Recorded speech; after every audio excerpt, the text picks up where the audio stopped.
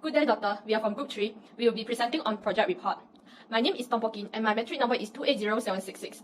This assignment intends to improve student knowledge of the implementation and disclosure of Mfrs 108 changes in accounting policy estimates and errors, Mfrs 110 events after reporting period, Mfrs 116 property plant equipment, and Mfrs 136 impairment of the Malaysian publicly traded firms in 2018, 2019, and 2020.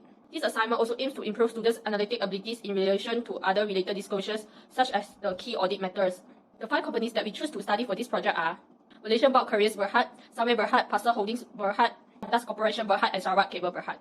Qantas Corporation Berhad reported 3 policy changes in 2018, 78 policy changes in 2019, and 4 policy changes in 2020. In Sarawak Cables Berhad's annual report, we found 8 policy changes reported in 2018, 9 policy changes reported in 2019, and 7 policy changes disclosed in the 2020 annual report. For Parcel Holdings Berhad, there are 3 policy changes that occurred in 2018, and 5 policy changes that occurred in both 2019 and 2020. We discovered 9 policy changes reported in 2018 and 2019, and 5 policy changes reported in 2020 within 3 years of Sunway Berhad's annual report. For Malaysian Bulk Carriers Berhad, we found 2 policy changes reported in the annual report of 2018 and only 1 policy change reported in 2019. However, there were no policy changes in 2020 for Malaysian Bulk Carriers Berhad reported. There are 18 types of policy changes that are frequently reported. The 18 policy changes that are frequently reported are displayed in the slide. In the financial year of 2019, the adoption of all the standards and interpretations by Qantas did not have any effect on the financial performance or position, except for amendments to Mfrs 141 agricultural burial plants,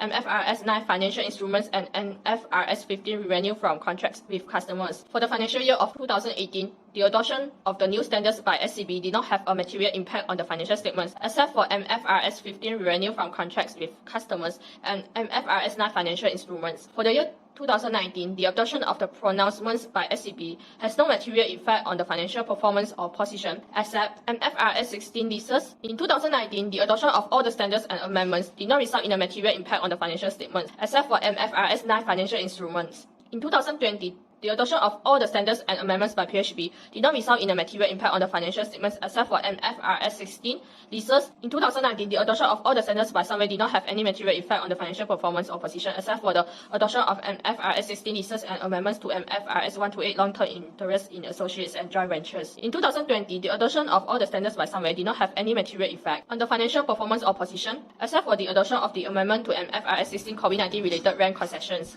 MBCB applied Mfrs 16 for the first time in the financial year ended 2019. The group adopted Mfrs 16 using the modified retrospective method and cooperative are not restated. In general, all the companies that we choose have subsequent event after reporting period in their annual report within 3 years. For total, there are 12 subsequent events. The most frequent type of event reported in the company's annual report is outbreak of coronavirus pandemic. Based on Sarawak Cable Berhad annual report in year 2019, the development spread of coronavirus in early 2020 had an impact on Malaysia. This outbreak is regarded as non-adjusting subsequent event by the group and the company. This event also reported in Sunway Berhad annual report in 2019 and 2020.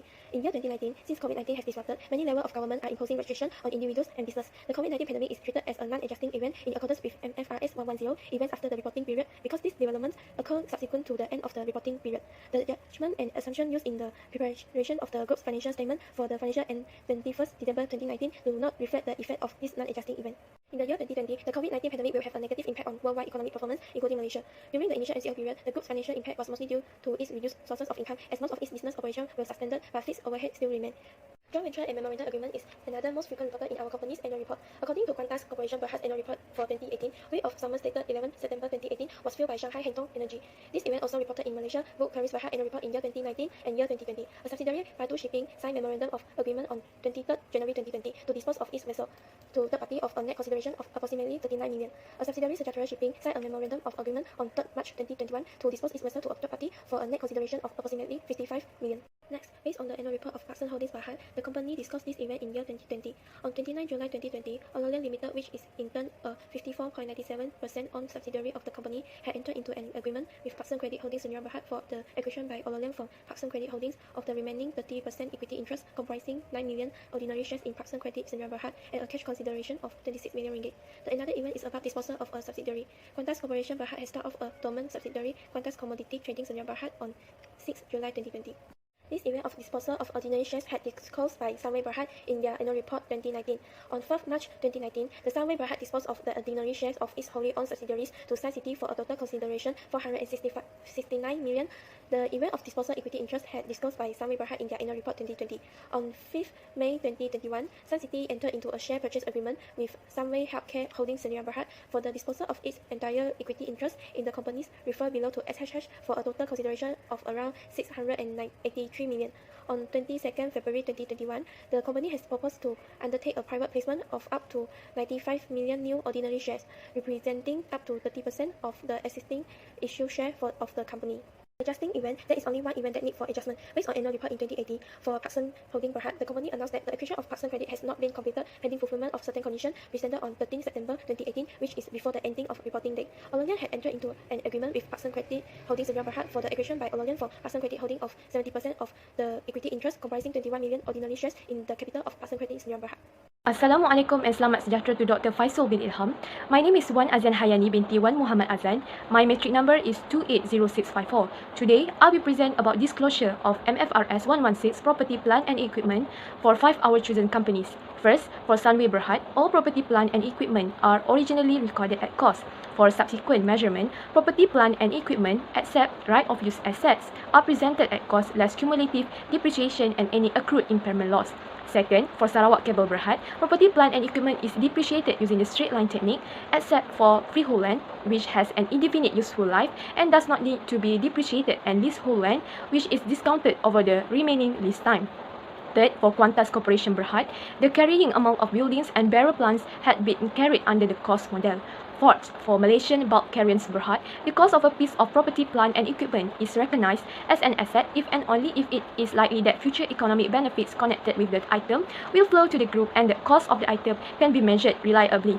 Fifth, for Parkson Holdings Berhad, investment properties and under construction investment properties are first measured at cost, including transaction expenses. Investment properties are measured at cost less cumulative depreciation and any accumulated impairment loss following first recognition. Next, I will continue about disclosure of Mfrs 136 impairment of assets for 5 our chosen company.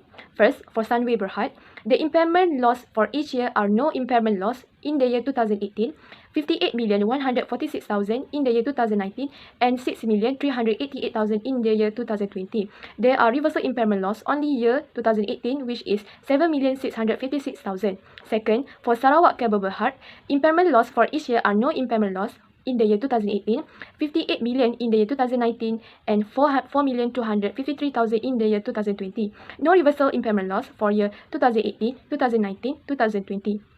Third, for Qantas Corporation Berhad, impairment loss for each year are 41,640,000 in the year 2018, 27,950,000 in the year 2019, and 40,952,000 in the year 2020. No reversal impairment loss for the year 2018, 2019, 2020. Fourth, for Malaysian Bulk Carriers Berhad, impairment loss for each year are 6,351,000 in the year 2018, 11,232,000 in the year 2019, and 55,782,000 in the year 2020. No reversal impairment loss for year 2018, 2019, and 2020.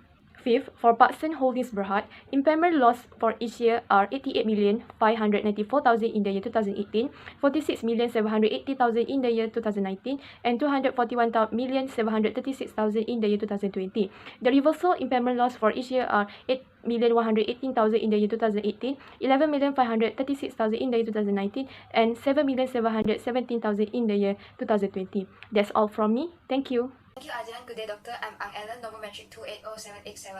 I'm going to present about Qrt Method. There will be 14 types of Qrt Method that will be discussed. First, Qantas may be impaired and non-current assets due to the loss of subsidiaries. Impairment of vessel and non-current assets held for sale were recognized by MBC.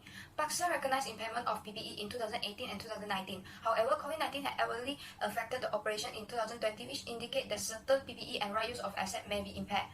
The carrying amount of the helicopter of SCB may be impaired due to the continuous operating losses. Due to the significant amounts of complexity and subjectivity involved in the annual impairment test, impairment of PPE is considered as a Qrt method by the companies. It is the most frequently Qrt methods in this paper. Followed by revenue recognition. Sunway has recognized revenue from property development and from construction contract. SCS also recognized revenue from long-term transmission line construction contract. Pakistan had recognized revenue and deferred revenue from direct sales and commission. The companies has considered revenue recognition as key audit matter within these 3 years because they require management to exercise significant judgment. Thirdly, Sunway and MBC adopted Mfrs 16 in 2019. Pakistan also changed from Mfrs 117 to Mfrs 16 in 2020. The company determined this to be key audit matter because it required management to exercise significant judgment for specific assumptions. Fourthly, Pakistan has estimated the impairment of carrying amount of loan receivable. The carrying value of the consortium financial assets of SCH may be impaired as the protracted delay in the completion citing of the reason of COVID-19. SCH recorded ECL of provision of helicopter service and transmission line construction in 2018 and 2020. The measurement of ECL required the application significant judgment and estimate, therefore, impairment assessment has been identified as key audit matters. Fifthly, the inventories of Pakistan were subjected to losses arising from obsolescence. Due to the significance of the value of inventory, the significant judgment and assumption used in determination of net realizable value or allowance of obsolescence management, Pakistan considered this as a key audit matters. Next, Pakistan is required to perform impairment of goodwill. Due to the significance of the amount, the complexity and subjectivity involved in the annual impairment test, it is considered as a key audit matters. Moreover, revaluation of land, building, biological asset, and relevance of management expert and relating to impairment and revaluation of Qantas is considered as key audit matters as the valuation of this asset is subject to significant judgment and estimation uncertainty due to the absence of an active market. Biological assets of Qantas are mentioned at fair less cost to sale in 2019 and 2020, which is determined by the management based on the present value of the expected net cash flow from the biological asset. The group incurred a net loss in 2020 and a net current liability position. This event and condition indicate the material uncertainty asset that may cast significant doubts on the group ability to continue as a going concern. Besides, Sunway recognized right use of asset and its liability in 2020 and had restated their cooperative for the financial year ended 31st December 2019 with a prior year adjustment retrospectively. Both are considered as a key audit matter because they require management to exercise significant judgment.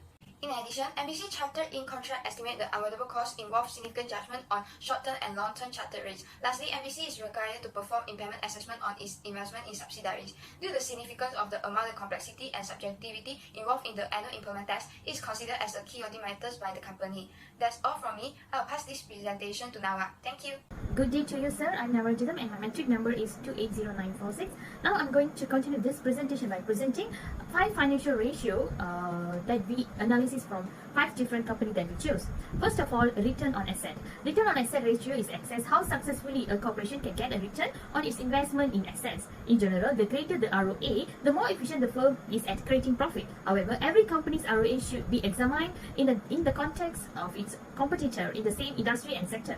Therefore, these 5 companies cannot be compared effectively as they are from different sectors. Second is return on equity. Return on equity is metric that indicates management's capability to produce revenue from the equity it controls. When compared the ROE of each company in 2018 to 2020, we can see that 2 companies, which is Qantas and Sarawak Cable Berhad, increased, while Pakistan, Sunway and MBCB company decreased. This shows the reduction in ROA may be due to the reduction in net income. Debt ratio. Debt ratio is calculated by dividing total debt by total asset. The lower the debt ratio, the lower the source of financing through debt. This shows the risk of the Pakistan Holding Berhad, Qantas Corporation Berhad, Sarawak Cable Berhad getting higher as the ratio goes up from year 2018 to 2020. For these 3 years, Sarawak Cable Berhad always has the highest debt ratio. Fourth is current ratio. Current ratio is a liquidity ratio that measures a company's ability to pay short-term obligation or those due within 1 year. So in this case, however, comparing the current ratio of companies across different industry may not lead to production insight because current ratio is usually more useful to compare companies with same industry. Therefore, these 5 companies cannot be compared their current ratio because it is a different industry. 5 is asset turnover. Asset turnover ratio is the type of measure the efficiency ratio that companies use or utilize in asset to generate sales. Based on the analysis, the Sarawak Cable Berhad has a good asset turnover ratio where the company utilize their asset to generate the company.